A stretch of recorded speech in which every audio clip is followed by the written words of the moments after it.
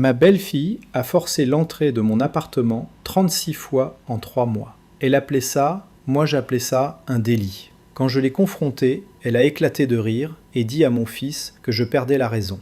Elle pensait que j'étais juste un vieil homme sénile protégeant une maigre retraite. Elle n'avait aucune idée qu'elle déclarait la guerre à un expert comptable judiciaire retraité qui sait exactement comment enterrer les gens sous la paperasse. Cette nuit-là, à 2 heures du matin, l'alarme silencieuse s'est déclenchée et j'ai finalement refermé le piège. Je suis entré dans l'appartement 4B à exactement 11h15 du matin. La porte était déverrouillée. C'était la 3e fois cette semaine. Le couloir sentait le parfum à la vanille bon marché et l'ambition agressive. C'était l'odeur de Céline. Je n'ai pas appelé, je n'ai pas paniqué. J'ai simplement refermé la porte derrière moi et j'ai écouté. Les lames de parquet du salon craquaient. Un homme moins expérimenté aurait crié pour demander des explications, mais j'ai passé 40 ans à traquer les détournements de fonds dans les entreprises et je sais qu'il ne faut jamais interrompre un crime en cours tant qu'on n'a pas rassemblé toutes les variables.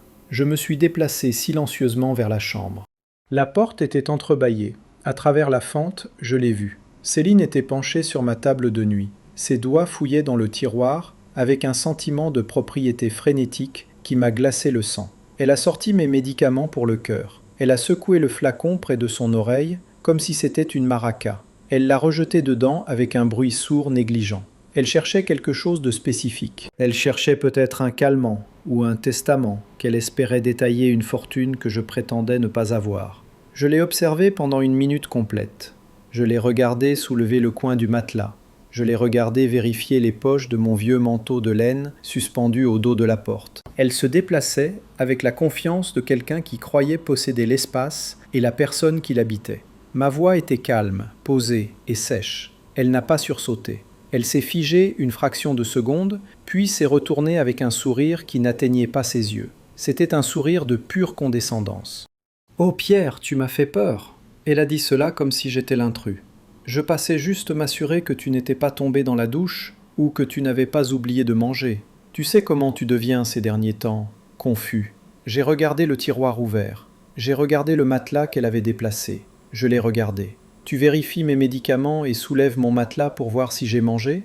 C'est une approche médicale fascinante. Céline, tu as une clé que je ne t'ai jamais donnée. C'est la 36e fois que tu entres dans cet appartement sans permission en 90 jours. Céline a ri. C'était un son aigu et méprisant. Elle m'a bousculé en passant, heurtant mon épaule avec une force inutile. Elle sentait le mensonge et cette vanille griffante. Elle s'est arrêtée dans l'embrasure et a regardé en arrière. Ses yeux m'ont balayé, pas comme un beau-père, mais comme un passif qu'elle était désespérée de liquider. Tu devrais me remercier.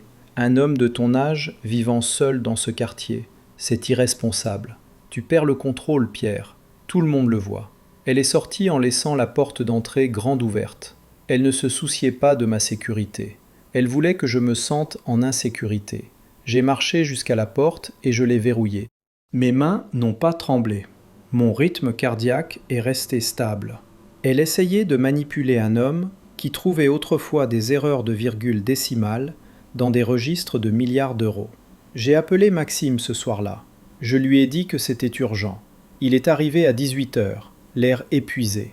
Mon fils, le garçon que j'avais élevé pour être honnête, l'homme qui était devenu l'ombre de lui-même. Il s'est assis sur mon canapé beige affaissé et a refusé de me regarder dans les yeux. J'ai placé mon carnet noir sur la table basse entre nous. C'était un simple registre. Date, heure, durée d'entrée, objet dérangé. « Lis-le, Maxime », ai-je dit. Il l'a pris et a feuilleté les pages sans lire un seul mot.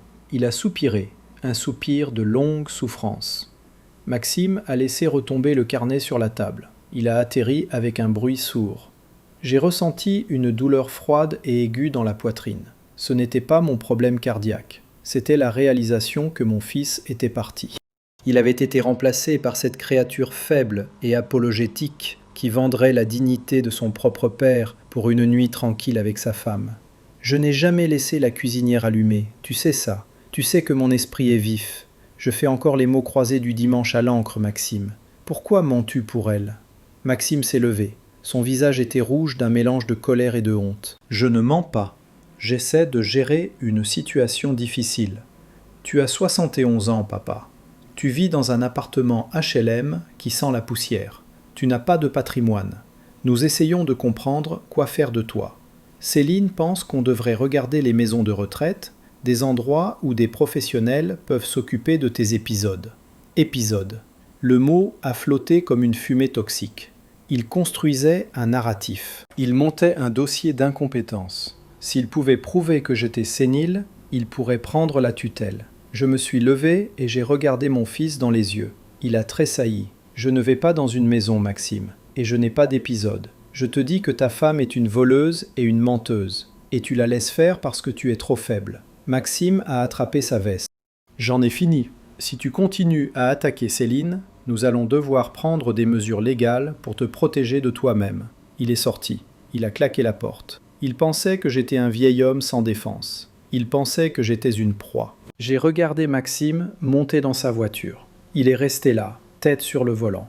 J'ai ressenti un moment de pitié, mais je l'ai écrasé. La pitié vous fait tuer. Le lendemain matin, je me suis réveillé avec l'instinct d'un homme qui sait que son périmètre a été violé. J'ai suivi ma routine. Café noir, toast sec. Je me suis assis à mon bureau. J'y gardais une pile de dossiers L'Heure, des papiers étiquetés quote 15 et quote 16. Je les avais disposés dans un motif géométrique spécifique. Le dossier bleu avait bougé, décalé d'un demi-centimètre. Céline était revenue dans la nuit. J'avais dormi à travers ça. Cela me terrifiait. J'ai vérifié le contenu. Rien ne manquait.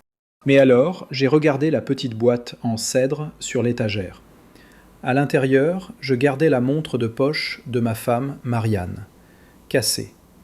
Elle avait arrêté le jour où elle est morte il y a 5 ans, en argent terni et sans valeur pour quelqu'un d'autre. Mais pour moi, c'était l'encre de mon passé. J'ai ouvert la boîte, elle était vide. La rage qui m'a rempli était du zéro absolu. La clarté froide d'un juge prononçant une condamnation à mort. Elle avait pris la montre de Marianne. Pas pour la vendre, pour me faire mal, pour me rendre frénétique, pour prouver à Maxime que je perdais des choses. J'ai sorti mon téléphone. La réponse est arrivée 3 minutes plus tard. Elle me narguait, elle en jouissait. Elle pensait être le chat jouant avec une souris mourante. Je n'ai pas répondu. J'ai marché jusqu'à la bibliothèque. Niché entre un code fiscal et une encyclopédie, se trouvait un petit appareil noir. Une caméra cachée avec activation de mouvement et vision nocturne. Je l'avais installé après la 5e effraction. J'ai ouvert mon ordinateur portable. J'ai consulté le flux de la nuit précédente. L'horodatage indiquait 3h14. La porte s'est ouverte. Céline s'est glissée à l'intérieur, vêtue de noir. Elle s'est dirigée vers le bureau, a feuilleté le dossier bleu, puis a pris la montre de la boîte. Elle l'a tenue à la lumière de la lune. Elle a souri, une torsion cruelle de ses lèvres. Elle a glissé la montre dans sa poche, mais n'est pas partie. Elle a sorti son téléphone, allumé la lampe de poche, ouvert le tiroir où je gardais mes relevés bancaires, mes vrais relevés. Elle ne les a pas volés, elle les a étalés, a pris des photos de chaque page, a photographié ma carte de sécurité sociale, mon permis de conduire. J'ai figé l'image. Son visage illuminé par l'écran. Elle avait l'air affamée. Elle ne se contentait plus de me manipuler. Elle volait mon identité. Elle construisait un profil pour prendre le contrôle de tous mes actifs. Je me suis penché en arrière. La colère s'est installée en un nœud dur. Il voulait jouer à des jeux. Il voulait me traiter comme un imbécile sénile. Il voulait me dépouiller de mon histoire et de ma dignité. J'ai regardé l'écran une dernière fois. J'ai sauvegardé le fichier vidéo sur un disque externe. Puis, je l'ai sauvegardé sur un serveur cloud. Puis, je l'ai sauvegardé sur un second serveur cloud. Tu veux la montre, Céline ? Tu peux garder la montre parce que tu viens de me donner quelque chose de beaucoup plus précieux. Tu m'as donné un mobile. Tu m'as donné des preuves. Et tu m'as donné la permission d'arrêter d'agir comme un père et de commencer à agir comme l'homme qui a fait tomber les filiales d'Enron. J'ai fermé l'ordinateur portable. Je n'ai pas appelé Maxime. Je n'ai pas envoyé de texto à Céline. Je suis allé au placard et j'ai sorti mon costume, celui gris anthracite, celui que je n'avais pas porté depuis 5 ans. J'ai brossé la poussière des épaules. J'ai mis une chemise blanche impeccable. J'ai noué ma cravate avec un nœud Windsor parfait. Je me suis regardé dans le miroir. Le vieil homme fatigué était parti. Pierre Moreau était de retour. Il était temps de rendre visite à Béatrice. Il était temps d'ouvrir les portes de l'enfer. Les portes de verre de l'immeuble Dubois et Leclerc reflétaient un homme que je n'avais pas vu depuis longtemps. Le costume anthracite était un peu plus ample qu'avant, mais la posture était la même. J'ai marché devant le bureau de sécurité avec un regard qui les défiait de me demander une pièce d'identité. Je ne me suis pas arrêté à la réception du 40 étages. Le jeune homme derrière le comptoir en marbre a commencé à se lever. Je me suis contenté de lever une main et j'ai continué à marcher vers le bureau d'angle. Je lui ai dit de dire à Madame Leclerc que l'auditeur était là. J'ai ouvert les lourdes portes doubles en chêne sans frapper. Béatrice Leclerc se tenait près de la fenêtre, regardant l'horizon de Paris. Elle ne s'est pas retournée immédiatement. Elle a pris une gorgée d'un verre en cristal. Béatrice avait 60 ans et une réputation qui faisait pleurer les PDG adultes lors des dépositions. C'était un requin en chemisier de soie. Elle s'est retournée lentement. Ses yeux se sont plissés, puis élargis, juste d'une fraction. Elle a dit mon nom comme si c'était une histoire de fantôme. J'ai entendu dire que tu avais pris ta retraite. J'ai entendu dire que tu vivais la vie simple dans un appartement social en banlieue. J'ai fermé la porte et l'ai verrouillée. Le clic a résonné dans la pièce massive. J'essayais vraiment, mais la retraite ne semble pas convenir à ma famille. Je me suis assis dans le fauteuil en cuir en face de son bureau. J'ai placé la clé USB sur la surface en acajou poli. Elle semblait petite et insignifiante contre l'immensité de son espace de travail. Béatrice s'est assise. Elle a regardé la clé, puis moi. Ai-je dit. Elle l'a branchée dans son ordinateur portable. J'ai regardé son visage pendant que les images se déroulaient. Je savais exactement ce qu'elle voyait. Elle voyait l'horodatage. Elle voyait l'entrée non autorisée. Elle voyait le vol de la montre. Mais alors elle s'est penchée en avant. Son masque professionnel a glissé. Elle a vu Céline photographier les documents. Béatrice a mis en pause la vidéo. Elle m'a regardé avec une acuité qui pouvait couper le verre. Elle ne vole pas juste des bibelots, Pierre. Elle construit un profil. C'est du vol d'identité. C'est de la maltraitance envers les personnes âgées. Elle photographie ton numéro de sécurité sociale. Elle se prépare à te liquider. J'ai hoché la tête. Je me suis penché en arrière et j'ai croisé les jambes. Je sais, elle pense que je suis sénile. Elle pense que je suis un vieil homme confus. Elle a passé 3 mois à me manipuler, déplaçant mes papiers, volant de petits objets, disant à mon fils que je perds la tête. Elle veut me mettre dans une maison, Béa. Elle veut la tutelle. Béatrice a bu un coup. Elle a claqué le verre. Nous pouvons déposer une ordonnance restrictive aujourd'hui. Nous pouvons la poursuivre pour dommages civils. Je peux avoir un huissier à sa porte au coucher du soleil, lui remettant des papiers qui lui feront tourner la tête. J'ai secoué la tête. Je me suis levé et j'ai marché jusqu'à la fenêtre. J'ai regardé la ville en bas. Je me souvenais de la dernière fois que j'étais dans ce bureau. C'était il y a 10 ans. Nous venions de terminer l'audit sur le compte Peterson. J'avais trouvé 40 millions cachés dans des sociétés écrans aux îles Caïmans. Je ne les avais pas trouvés en regardant les relevés bancaires. Je les avais trouvés en regardant le comportement du directeur financier. Je ne suis pas une victime, Béatrice. Tu sais ce que je faisais avant. Tu sais qui je suis. Béatrice a souri. C'était un sourire froid et terrifiant. Je me suis retourné vers elle. Béatrice a tapé ses doigts sur le bureau. Elle calculait. Elle voyait l'échiquier. Si tu veux des accusations criminelles, tu as besoin de plus que ça.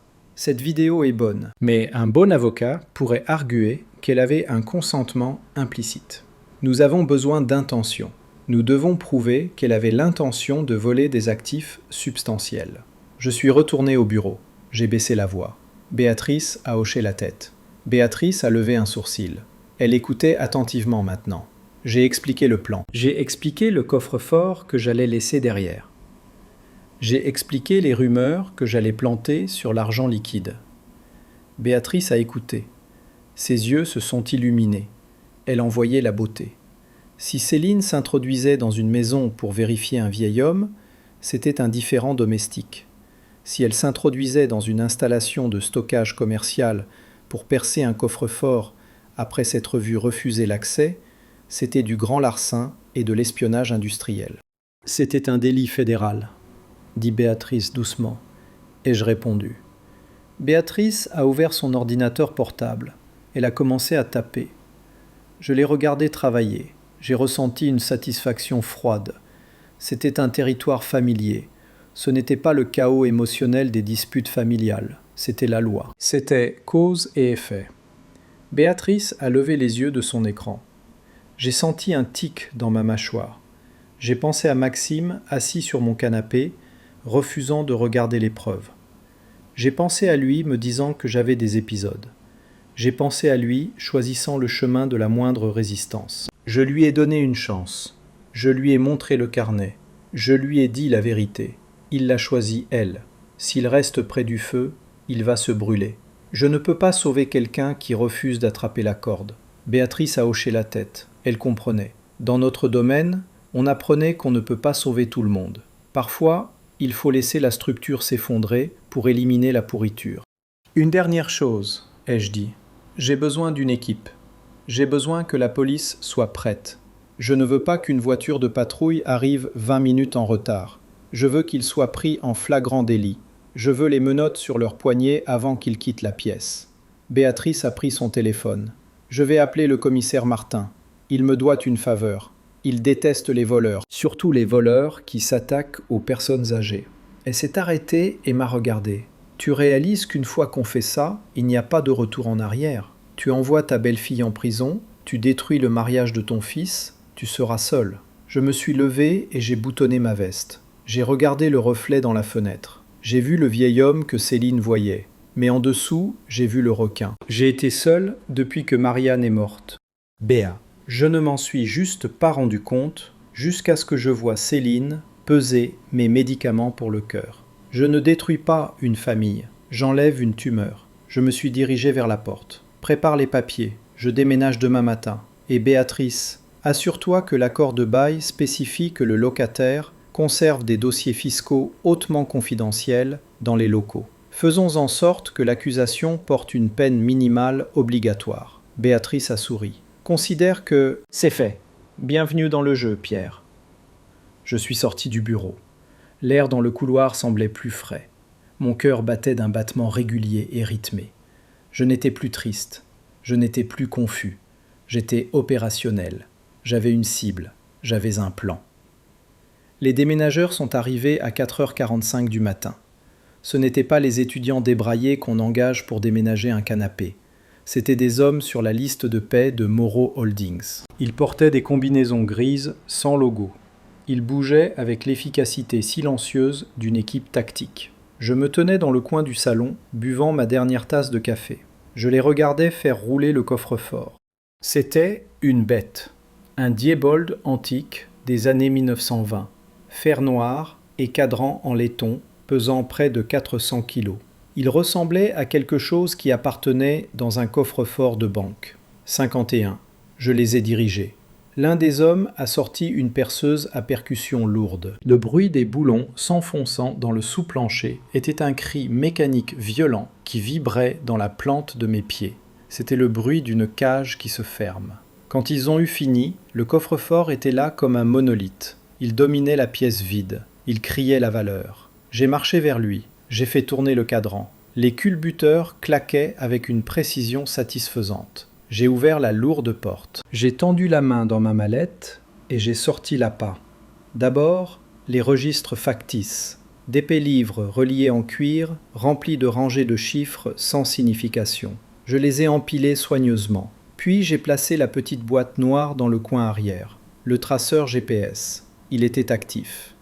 Il clignotait d'une lumière rouge, lente et régulière. Finalement, j'ai placé le dossier Manila sur le dessus. Succession de Pierre Moreau, confidentiel. À l'intérieur se trouvait la feuille de papier unique avec le solde du compte. Juste le total. J'ai fermé la porte. J'ai fait tourner le cadran. Je l'ai verrouillé. Ensuite vint la signalisation. Béatrice les avait envoyées par coursier. Ce n'étaient pas des notes manuscrites. C'étaient des plaquettes officielles, plastifiées, mandatées par les normes de conformité fédérales. J'ai collé la première étiquette sur le coffre-fort, la seconde à l'intérieur de la porte d'entrée.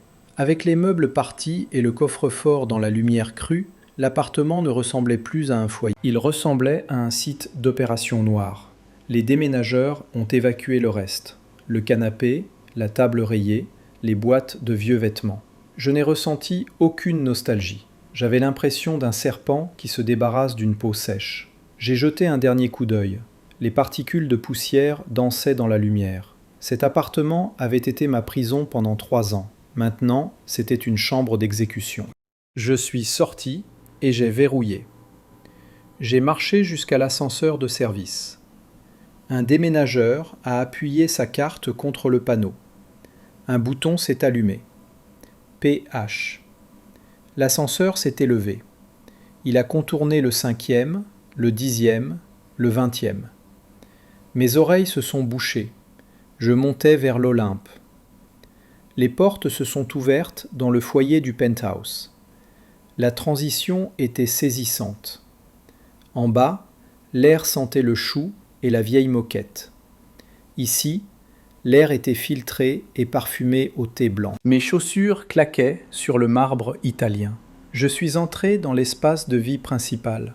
Verre et acier suspendus dans le ciel. Mobilier minimal, moderne, cher. Un piano Steinway dans le coin. Le mur de fenêtre offrait une vue à 360 degrés de Paris. Je suis allé au centre de commande, dans le bureau. Une banque de moniteurs brillait sur le mur. Je me suis assis et j'ai tapé mes codes d'accès. L'écran 1 montrait le couloir du 4e étage. Vide. L'écran 2 montrait l'intérieur du 4B. Le coffre-fort assis là. J'étais l'œil dans le ciel. J'attendais que les pêcheurs arrivent. J'ai sorti mon téléphone. Il était temps de couper le dernier lien. J'ai composé un texto à Maxime. J'ai appuyé sur envoyer. Tante Suzanne était morte en 1999. Maxime était aux funérailles. Il avait 12 ans. S'il se souciait, il saurait qu'elle était morte. Il appellerait la police. Il paniquerait. J'ai regardé le téléphone. 1 minute a passé. 2 minutes. La réponse est arrivée. 50 ne se souvenait pas ou il s'en fichait. Il voyait juste une porte ouverte. J'ai posé le téléphone. J'ai vu du mouvement sur le moniteur. 9 heures du matin. Les portes de l'ascenseur se sont ouvertes. Céline en est sortie. Elle courait pratiquement. Vêtements de sport, capuche tirée. Elle a regardé par-dessus son épaule. Maxime a titubé derrière elle, pâle et malade. Elle avait le texto. Elle pensait que l'appartement était vide. Elle pensait que l'argent l'attendait. Je me suis penché en avant, 40 étages au-dessus d'eux. J'ai pris une gorgée d'espresso, amer et chaud. Elle n'a pas frappé. Elle a sorti une clé. Une clé qu'elle ne devrait pas avoir. Elle l'a enfoncée dans la serrure. Elle n'a pas tourné. J'avais changé le cylindre 3 heures plus tôt. Sur l'écran, son visage s'est déformé. Elle a secoué la poignée, donné un coup de pied dans la porte. Elle s'est tournée vers Maxime et a crié. Je pouvais lire sur ses lèvres. Maxime a mis ses mains sur sa tête. Il voulait partir. Mais Céline fixait la porte. Elle a sorti son téléphone. Elle cherchait un serrurier. Je me suis assis. Le premier pion avait été déplacé. Le cavalier était bloqué. Maintenant, elle devrait devenir créative. Maintenant, elle devrait enfreindre la loi d'une manière qui ne pourrait pas être expliquée. Je l'ai regardé faire les 100 pas dans le couloir comme un tigre en cage. J'ai regardé mon fils s'appuyer contre le mur, vaincu par sa propre apathie. Bienvenue à la vue du penthouse, Maxime. C'est une longue chute. Je me suis assis dans le fauteuil ergonomique en cuir de mon centre de commande, 40 étages au-dessus de la rue. Le café dans ma main était parfaitement chaud. Le silence dans le penthouse était absolu. Sur le moniteur central, le flux de la caméra du couloir au 4e étage se déroulait en haute définition. C'était comme regarder un documentaire animalier sur des charognards se battant pour une carcasse. Céline vibrait. C'est le seul mot pour ça. Elle se tenait devant la porte 4B avec ses mains serrées en poing sur ses côtés. Elle fixait la serrure comme si c'était une insulte personnelle. Elle regardait la plaque frontale en acier brossé du nouveau Pen dormant. C'était une serrure qui disait non. Elle s'est tournée vers Maxime. Sur l'écran, je pouvais voir la salive voler de sa bouche alors qu'elle criait, a-t-elle hurlé. Maxime a regardé la porte. Il avait l'air fatigué. Il avait l'air d'un homme qui portait une lourde pierre en montée pendant 10 ans. « Je ne peux pas la défoncer, Céline, » a-t-il dit, sa voix plate et sans espoir. « Regarde-la, c'est du béton massif avec un cadre en acier. » Céline a ri. C'était un son qui grattait contre le microphone. Elle a martelé son poing contre le bois. Silence de l'appartement. Bien sûr, il y avait du silence. Il était vide. Elle s'est retournée vers la serrure. Elle a attrapé la poignée et l'a secouée violemment, jetant tout son poids corporel contre la porte. Elle n'a pas bougé. A-t-elle sifflé. Maxime s'est appuyé contre le mur, glissant jusqu'à ce qu'il soit accroupi sur ses talons. Il a mis sa tête dans ses mains. Peut-être qu'il a emmené l'argent avec lui, Céline. Peut-être qu'il n'y a pas d'argent. Céline s'est retournée sur lui. Elle dominait au-dessus de lui. 79, a-t-elle craché les mots. Maxime a levé les yeux. Ses yeux étaient rouges. Céline s'est accroupie jusqu'à ce que son visage soit à quelques centimètres du sien. Je pouvais lire sur ses lèvres parfaitement. Il n'y avait que du calcul dans ses yeux. Nous avons 60 000 € de dette de carte de crédit, Maxime. Ils vont reprendre la voiture la semaine prochaine. Nous avons 3 mois de retard sur le loyer. Si nous n'obtenons pas cet argent, nous sommes dans la rue. Ton père nous doit ça. Il a thésaurisé la richesse pendant que nous mourions de faim. C'est une avance sur ton héritage. J'ai pris une gorgée de café. Maxime travaillait 20 heures par semaine. Mais dans le récit de Céline, ils étaient les victimes. Maxime a secoué la tête faiblement. Céline s'est levée et a lissé son survêtement. Son visage s'est installé dans un masque de détermination froide. Elle a sorti son téléphone à nouveau. Elle a commencé à faire défiler. Elle a fait les 100 pas sur la longueur du couloir. 3 pas dans un sens, 3 pas dans l'autre. Elle était comme un tigre dans un zoo, cherchant une faiblesse. Elle s'est arrêtée devant la porte à nouveau. Elle a passé sa main sur le cadre, cherchant une clé cachée. Rien, a-t-elle dit soudainement. Maxime a levé les yeux. Maxime s'est levé. Il avait l'air terrifié. A-t-elle crié. Sa voix s'est cassée. Pendant une seconde, j'ai vu la peur derrière la cupidité. Elle était désespérée. Elle avait construit un château de cartes sur une fondation de mensonges et il s'effondrait. Elle a attrapé Maxime par les revers de sa veste et l'a poussé contre le mur. Maxime l'a regardé. J'ai regardé mon fils peser sa moralité contre sa peur de la solitude. Ce n'était même pas un concours. Ses épaules se sont affaissées. « D'accord », a-t-il murmuré. « D'accord, nous irons au magasin. » Céline l'a libéré. Elle lui a tapoté la joue. C'était un geste de possession. « Bon garçon, allons-y. » Elle s'est retournée et a marché vers l'ascenseur sans regarder en arrière. Maxime a traîné pendant un moment. Il a regardé la porte de l'appartement 4B, il a tendu la main et a touché le bois doucement. Qu'a-t-il murmuré? Puis il s'est retourné et l'a suivi. Je les ai regardés monter dans l'ascenseur. Je les ai regardés disparaître. Je me suis assis dans le silence du penthouse et j'ai ressenti un vide profond dans ma poitrine. Il s'était excusé. Il savait que c'était mal. Il savait qu'il franchissait une ligne qui ne pourrait jamais être refranchie. Et il l'a fait quand même. J'ai éteint le moniteur pour le couloir et j'ai basculé l'écran principal sur l'intérieur de l'appartement 4B. Le coffre-fort était assis là dans l'obscurité, sa lumière GPS rouge clignotant lentement comme un battement de cœur. Boum, boum, boum. Il les attendait. L'appât était placé. Le piège était amorcé.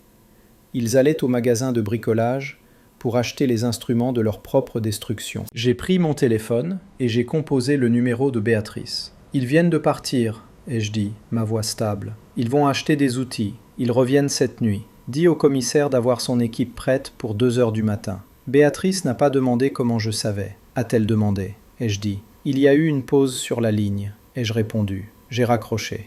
Je me suis levé et j'ai marché jusqu'à la fenêtre. La ville en dessous se réveillait.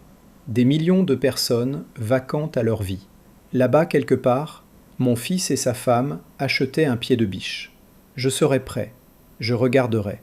Et quand il briserait ce seau, il découvrirait que la seule chose dans ce coffre-fort était la vérité. Et la vérité, comme on dit, vous libérera. Mais d'abord, elle vous passera les menottes. Le soleil a commencé à plonger derrière les canyons d'acier de la ville, projetant de longues ombres violettes sur le sol du penthouse. Je me suis assis dans l'obscurité, illuminé seulement par la lueur bleue froide du réseau de moniteurs. J'étais une sentinelle. J'étais un fantôme, hantant mon propre immeuble. À 17h45, Céline a joué sa dernière carte avant la violence. Elle est revenue dans le couloir, pas avec un pied de biche, mais avec un homme en bleu de travail graisseux portant un lourd sac d'outils. Un serrurier, pas un réputé. J'ai fait une recherche rapide. Parfait pour Céline. J'ai zoomé. Je les ai regardés se disputer dans le couloir. Céline gesticulait sauvagement, pointant vers la porte. Elle filait un mensonge. Mon père est malade à l'intérieur. Il s'est enfermé. Nous avons perdu la clé. Le serrurier avait l'air ennuyé. Il s'est agenouillé pour inspecter la serrure. C'était le test du matériel. J'avais installé un pen dormant Medeco Maxim. C'est le genre de serrure qu'ils utilisent sur les ambassades. Le serrurier a jeté un coup d'œil au trou de serrure. Il a passé son pouce sur la plaque frontale en acier durci. Il s'est levé et a secoué la tête. Je l'ai vu articuler les mots « quote 96 ». Céline a attrapé son bras. Elle a sorti une liasse d'argent de son sac à main. Elle a essayé de le fourrer dans sa poche. Le serrurier a reculé. Il a pointé vers la caméra dans le luminaire. Il l'avait repéré. Il n'était pas stupide. Il ne voulait pas être filmé en train de forcer une serrure pour quelqu'un qui prétendait avoir une clé. Il a dit quelque chose que je ne pouvais pas entendre. Mais Céline a explosé. Elle a crié. Elle a jeté l'argent par terre. Le serrurier a ramassé son sac et s'est dirigé vers l'ascenseur. Céline l'a suivi, le maudissant, le suppliant, lui offrant plus d'argent. Il a appuyé sur le bouton d'appel. Il ne s'est pas retourné. Il a attendu l'ascenseur. Quand les portes se sont ouvertes, il est entré et a appuyé sur le bouton du rez-de-chaussée. Céline a tendu la main pour arrêter les portes, mais il a appuyé sur le bouton de fermeture. Les portes se sont fermées sur son visage furieux. Elle s'est retournée et a marché vers Maxime. Il était assis sur le sol du couloir, le dos contre le mur, les yeux fermés. Elle l'a regardé avec un mépris pur. A-t-elle dit ? Maxime a ouvert les yeux. A-t-elle crié ? Il s'est levé. Il s'est levé parce qu'il était trop faible pour rester assis. Il s'est levé parce qu'il avait peur de ce qu'elle ferait s'il refusait. Il s'est levé parce qu'il avait déjà franchi la ligne. Il n'y avait plus de retour en arrière. Ils sont descendus. Ils ont acheté les outils. Un pied de biche lourd. Des coupes boulons. Une perceuse électrique. Ils ont acheté des gants. Ils ont acheté un masque pour que Céline ne soit pas reconnue sur les caméras de sécurité du magasin. J'ai regardé les reçus apparaître sur mon téléphone. J'avais un accord avec le propriétaire du magasin. Tous les achats de plus de 500 € étaient signalés. Céline avait dépensé 847 €. Elle avait acheté les instruments de son propre emprisonnement. À 23h47, ils sont revenus. Je les ai regardés sortir de l'ascenseur au 4e étage. Céline portait le pied de biche. Maxime portait la perceuse. Ils se sont arrêtés devant la porte 4B. Céline a regardé par-dessus son épaule. Elle a regardé la caméra. Elle savait qu'elle était là.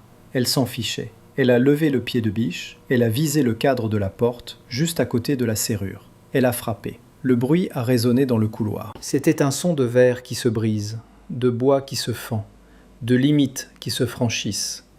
Elle a frappé à nouveau. Et encore. Et encore. À 23h52, la porte a cédé. À 23h53, elle a franchi le seuil. À 23h54, elle a vu le coffre-fort. À 23h55, elle a commencé à le percer. À 23h58, les sirènes ont commencé. J'ai regardé les voitures de police arriver sur le moniteur de la rue. J'ai regardé les agents en uniforme monter par l'escalier. J'ai regardé les lumières bleues et rouges éclairer le couloir du 4e étage. À minuit et 2, Céline a été menottée. À minuit et 3, Maxime a été menotté. À 0h04, ils ont été lus leurs droits. J'ai regardé mon fils être traîné hors de l'appartement. J'ai regardé sa femme crier et se débattre. J'ai regardé les agents les mettre dans les voitures de police. J'ai regardé les voitures s'éloigner dans la nuit. Puis, je me suis assis dans le silence du penthouse. J'ai fermé les yeux. Je n'ai pas ressenti de victoire. Je n'ai pas ressenti de satisfaction. Je n'ai ressenti que le poids de ce que j'avais fait. J'avais détruit ma famille. J'avais envoyé mon fils en prison. J'avais transformé ma belle-fille en criminelle. Et pourquoi ? Pour une montre cassée ? Pour une maison ? Pour prouver que j'avais raison ? Non. J'avais fait ça parce que j'étais un vieil homme, seul, qui ne pouvait pas supporter l'idée que sa propre famille le voyait comme une proie. J'avais fait ça parce que j'avais le pouvoir de le faire. J'avais fait ça parce que j'étais expert comptable judiciaire retraité qui savait comment enterrer les gens sous la paperasse. Et maintenant, c'était fait. Le compte était fermé. La balance était équilibrée. Et je me tenais seul, au sommet d'un immeuble, regardant une ville qui ne me connaissait pas, ne me voyait pas, ne se souciait pas de moi. C'était le prix de la victoire, c'était le coût de la vengeance. C'était la raison pour laquelle les hommes sages disent que la vengeance est un plat qui se sert froid, parce qu'une fois que vous l'avez mangé, vous découvrez qu'il n'a aucun goût. Merci d'avoir écouté mon histoire. Si elle t'a touché, laisse un like, écris en commentaire ce qui t'a le plus parlé et abonne-toi à la chaîne. Beaucoup d'autres histoires arrivent. Ce n'est pas la fin de la mienne, c'est seulement le début de quelque chose de meilleur.